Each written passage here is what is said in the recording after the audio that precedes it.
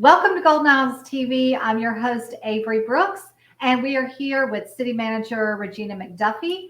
We're so glad to have you as always. This show is going to air at the toward the end of the summer in August. So let us know what's been going on this summer and fill us in. Well, we have just been, the city's been just really involved. As you know, we started with the SPLOST, and there's been a lot of public meetings, a lot of newspaper articles, and a lot of things in the paper about the city and county formulating their SPLOST list, them getting out and educating the public on what's included. They're getting input and feedback from the public, on things that they would like to see in our capital improvements program over the next 6 years. The SPLOST, of course, is a 1% sales tax, special purpose local option sales tax that provides funding for capital improvements. And it is required, by state law for those improvements to meet certain guidelines. And so the city and the county has been working since the first of the year to get together their list. It has to be voted on in the November election. So we have a process that we have to make in order to get it on the referendum for the election. So we've been diligently working in that regard and trying to get the list together, again, educate the public and get that approval process completed. Yes, that's huge. Most people are supposed to sort of take a break in the summer, but the city really has got a lot going on. No, we actually don't get a summer break. I always am very, wishing that I could take some time or do something, but it's hard, to actually take off time right now. And not only do we have the SPLOST, I think I've spoken as well on the LOST, which is the local option sales tax, which is the other tax that the city really depends on for us to, fund the services that the city provides. The local option sales tax is the largest revenue for the city, and it provides over 40% of our budget. So we are in negotiations right now because the local option sales tax is based on a distribution between the city and county, and it's negotiated every 10 years after the census is done. So, subsequent to the 2020 census, that process started this year as well. So we've been, for the last month or so, in talks with the county on our local option sales tax as well. Wow, yeah, that's a lot, especially when you involve the county and all of that. So kind of two big things you're working on. When you talk about capital improvements, capital projects, I know there's a list you said you've been working on. And for those that are not aware, can you just maybe go through that list of like 1 through 5 of like the most important thing that you're hoping to accomplish with these capital improvements? Well, as you know, in the city, our infrastructure, and when I talk about infrastructure, I talk about our roads, our drainage system, our culverts, the things that our sidewalks, streets, things like that. So most of the money that the city has put in the SPLOST will go towards infrastructure improvements such as drainage projects and road maintenance projects, and about $25 million out of a $37 million allocation, which is, not necessarily guaranteed, but that's the projected amount that we, hope to get from this process. 25 million of it will go towards infrastructure, including road maintenance, storm drainage, development of some trails and boardwalks, sidewalk improvements, and things like that. In addition to that, we have other projects that are included in that list, including funding for Mary Ross Park, some funding for the Ritz Theater renovations, and then improvements in our parks, our squares, our cemeteries, and things like that, and not only for beautification, but just for maintenance and upgrading, those areas that we have in the city. In addition, we also have equipment needs that are, included for our public safety and our public works. We have police cars and fire trucks. and the street sweepers and the vacuum trucks that we have.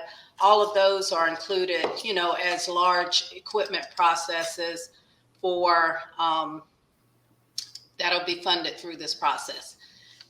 In addition, the only other thing is that just we have some technology upgrades, and computers change out all the time. That's a costly investment for the city, but a very important investment. So we want to, continue to meet the needs that we have technologically through those improvements as well.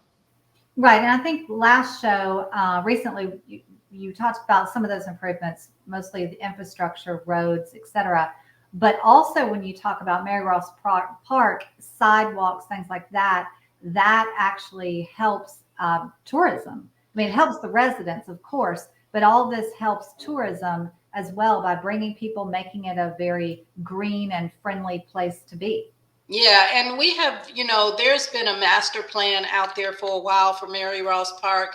We want to really, kind of sink our teeth in it and start to work to implement some of the phases of that master plan, and also, make some of the improvements that we know. Because in my mind, we are always competing with other communities, and I want Brunswick to have, a lot of waterfront access, and things that, people can enjoy when they're here. Not only, like you said, not only the visitors, but our residents and citizens as well. I mean, everybody likes to go and walk along the, riverfront, walk along the marsh front. So, those are things we want to provide for our citizens.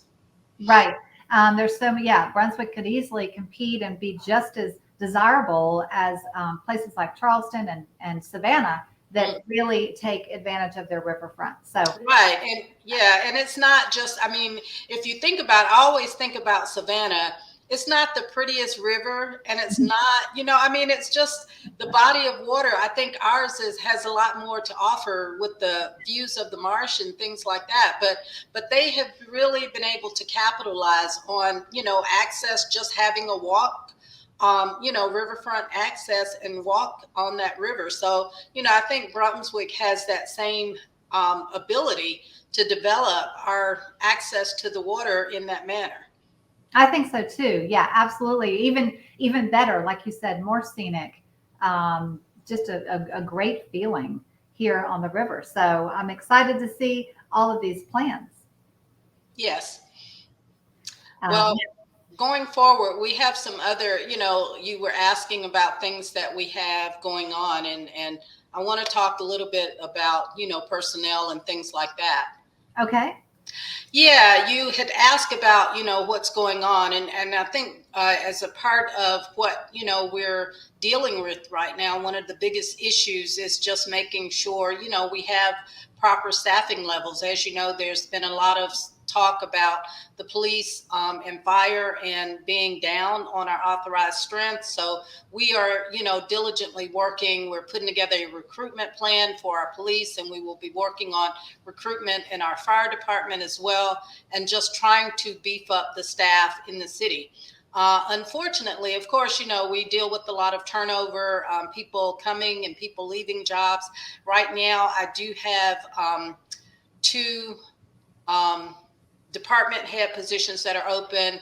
I'm happy to say I have filled the assistant city manager's position, which was open for almost a year.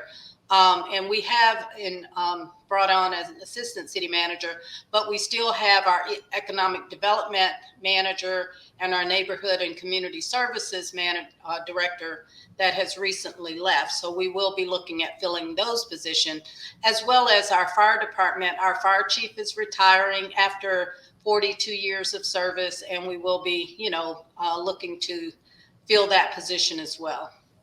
You do have a new assistant city manager, and we're going to introduce him right now. Here he is, Jeremiah Bergquist.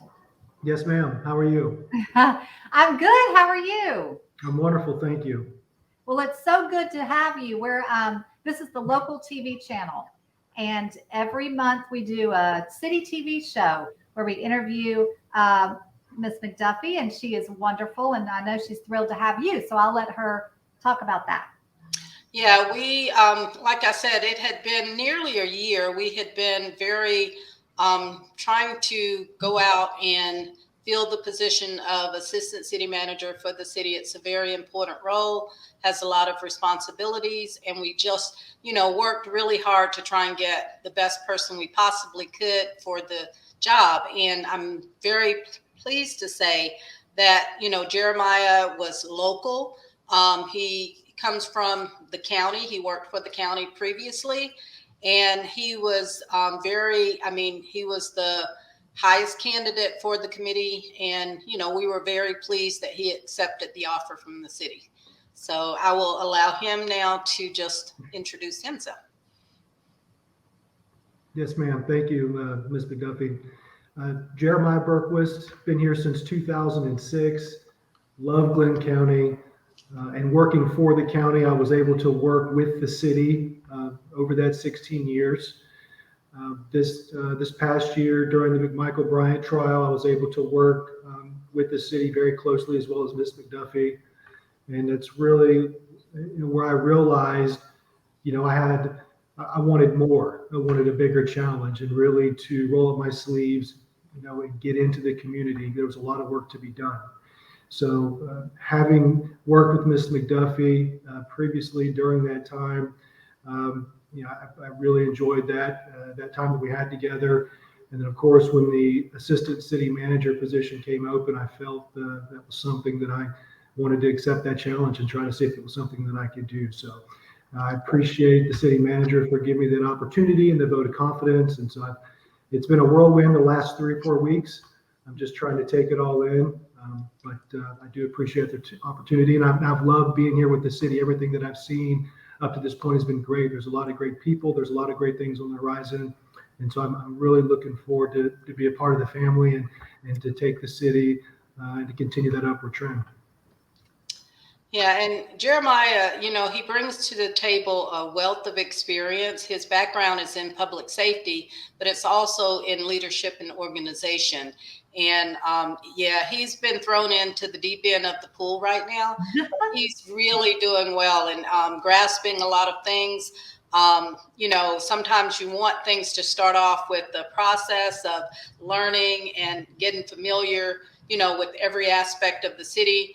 And he's going to try and, get around to every department, kind of work with them and learn about how they work. But right now we have had a whirlwind of things going on. And, he's been very much meeting the challenge. So I'm very glad to have him aboard. We are working diligently to just continue the good work of the city and, just make things better. Right. No, that's great. Well, welcome aboard. I know Ms. McDuffie's thrilled to have you, and the city is a great place to be. We've loved our partnership with the city, and so many great things going on. So I know you're going to enjoy that position. So tell us a little bit about you're from here. You went to school here locally?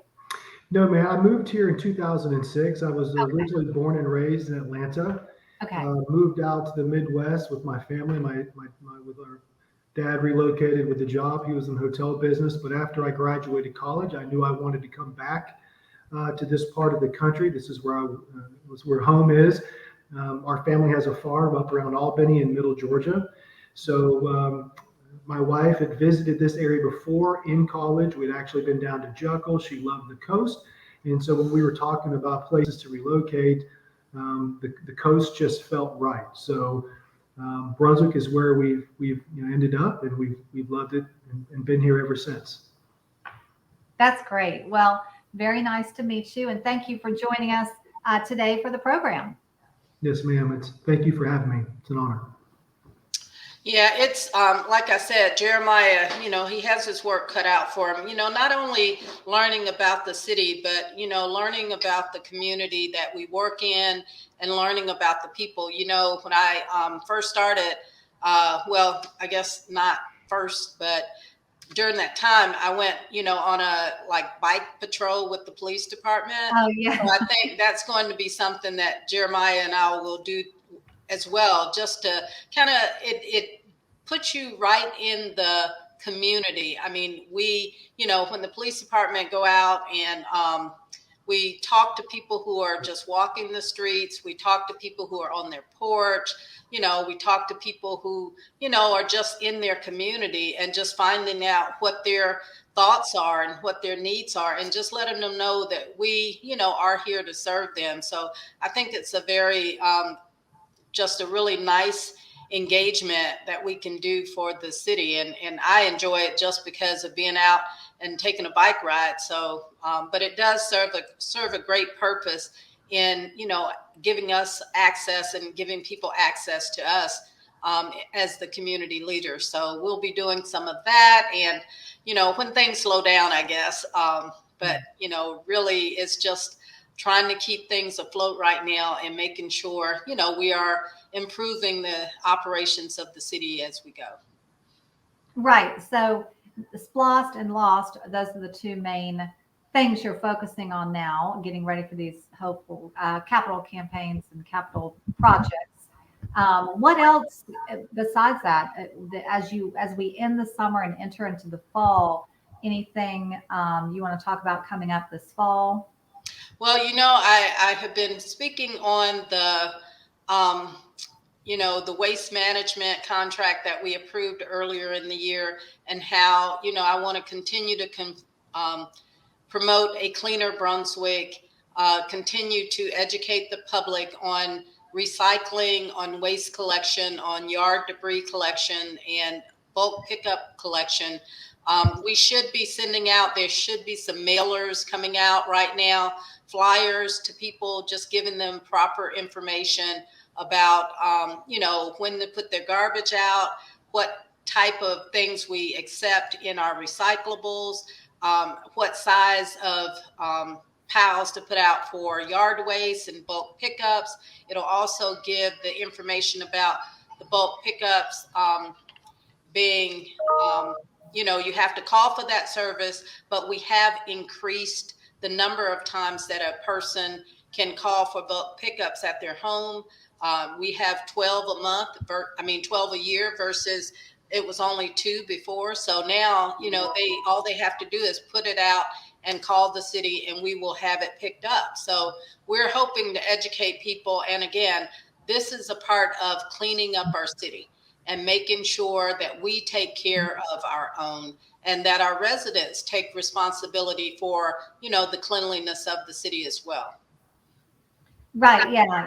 One thing I've noticed, that's what we talked about last time, a clean, green Brunswick. So I love that idea. Some of the neighborhood groups I think that y'all started are helpful. But one thing I do like the idea of you sending out the flyer, the mailer, educating people, because right now what I've seen, I don't know, Jeremiah, if you've seen this, but people will put stuff out and put free on it. So they'll load up the front of their driveway or sidewalk or whatever and put free, hoping that somebody will come get their junk because they don't want to take it to the dump, or the recycle place, whatever. Instead, it's good to know that you can actually have a scheduled pickup once a month instead of hoping somebody, picks it up and they don't, and it becomes trash on the road, versus having a scheduled pickup. So that's good to know. Yeah. And I hope that, even the renters and people, the landlords, if they clean out an apartment, all they have to do now, we won't take a whole boatload or house load of things, but we will take, manageable amounts of bulk pickup for them to clean out places. So, but all they have to do is put it out and call, and we will pick it up, but it has to be, reasonable. The truck only can take so much. So we're not, saying dump your whole house on the side of the road, but we definitely, want to be responsive to when that kind of happens. But again, we are working really hard. Our code enforcement, they have been working really hard to, just notify the public of those type things, and giving them the number to say, this is the number you call for bulk pickup and that kind of thing. Because bulk pickups, if they turn into an illegal dump, then they can cost the city a lot of money. And we're trying to decrease that cost as well. Right. So the flyer, the mailer is a great idea to really get people understanding and educated and informed.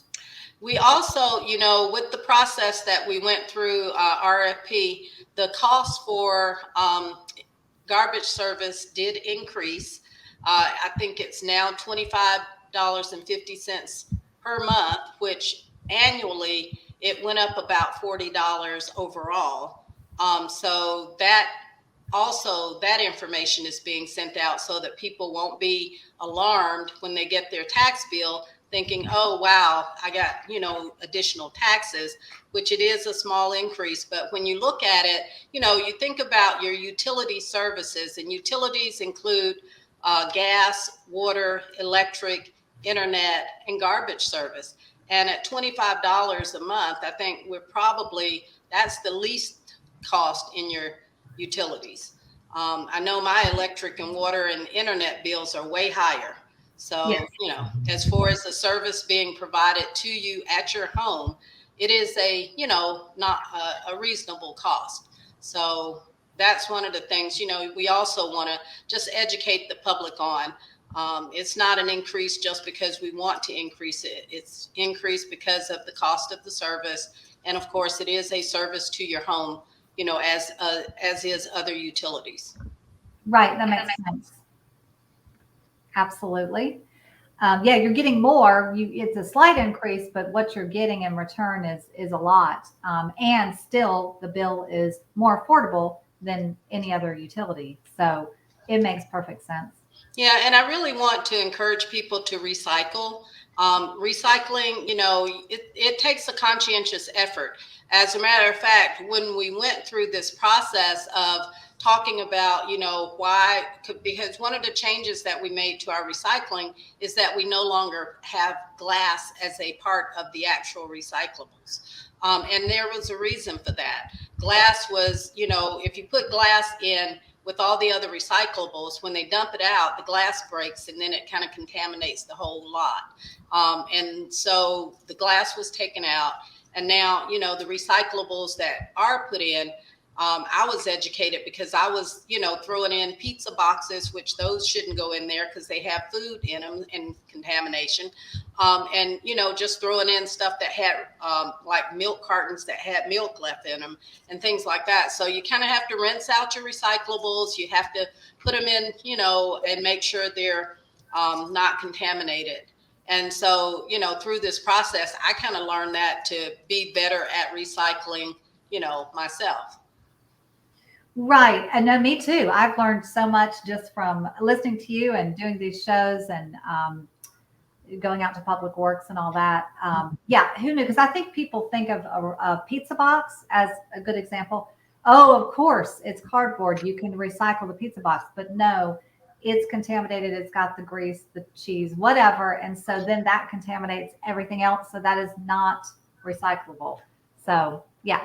Good point. Yeah, and we want our citizens to be good stewards and, you know, paper, cardboard boxes, plastic bottles. And, you know, it's amazing the accumulation. You know, it's just me and my daughter who lives here. And we have every 2 weeks, we pretty much fill up that green container with boxes, newspapers, plastic bottles, and, you know, the lot. So we, you know, it's if you are very conscientious and recycle, it does make a difference. Yeah, absolutely. Well, especially because everyone's ordering Amazon or whatever. So much of the time, there's a lot that is recyclable, like those boxes, for example. Yeah. Well, what else? Anything else y'all want to touch on before we go? Well, Jeremiah, do you have any other thoughts? No, just looking forward to the challenge ahead. Again, I appreciate you, city manager, as well as the commissioners for lending me the support and the encouragement to take on the new assistant city manager role. And I'm looking forward to that challenge. So I'm sure in the months and years ahead, I will learn a great deal. And again, I'm just excited to be here, to be a part of this team and be able to serve the community. That's what it's all about. Yeah, and I think Jeremiah made a good point in one of our earlier conversations where he talked about right now, he's coming in at the crux of the negotiation of the lost, which that only happens every 10 years. So this is, an opportunity for experience that normally, it's hard to get. And also with what we're doing on the SPLOST, which is a 6-year process, so this won't come around for hopefully it'll get passed and won't come around for a while. And, so these are opportunities of growth and things that the city is going through right now. And we really, just have a lot going on that is very positive, and we are very thankful for that.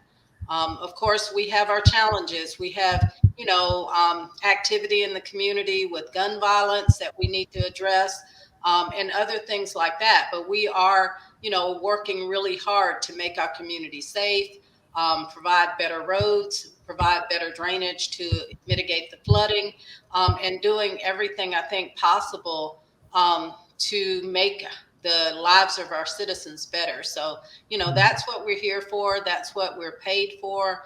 And, we just want to do a good job.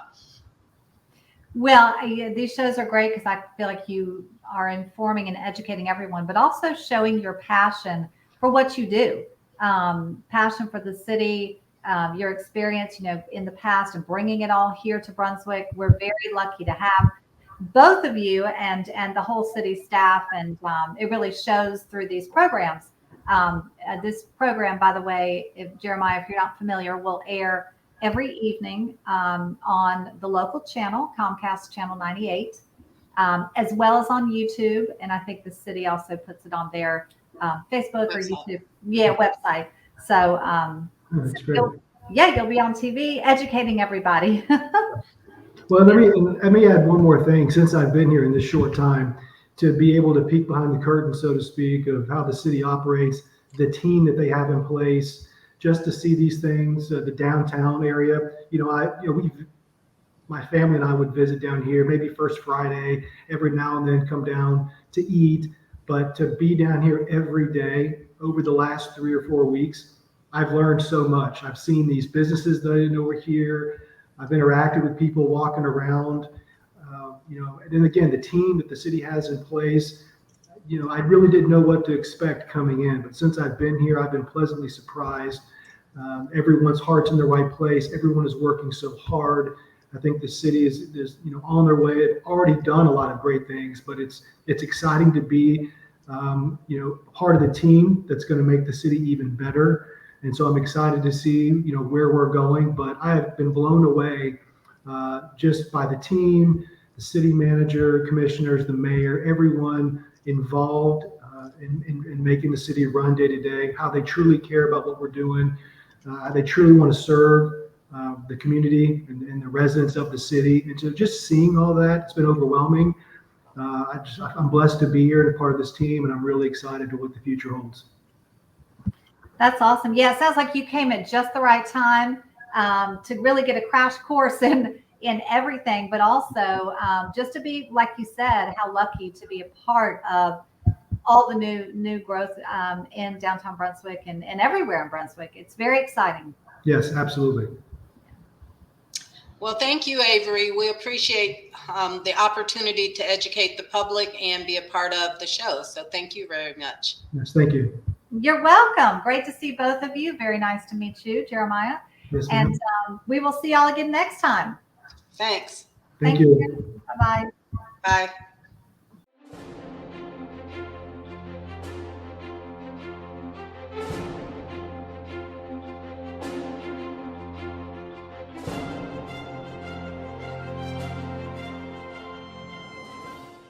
Thank you for watching. Join us again next time for more Golden Isles TV.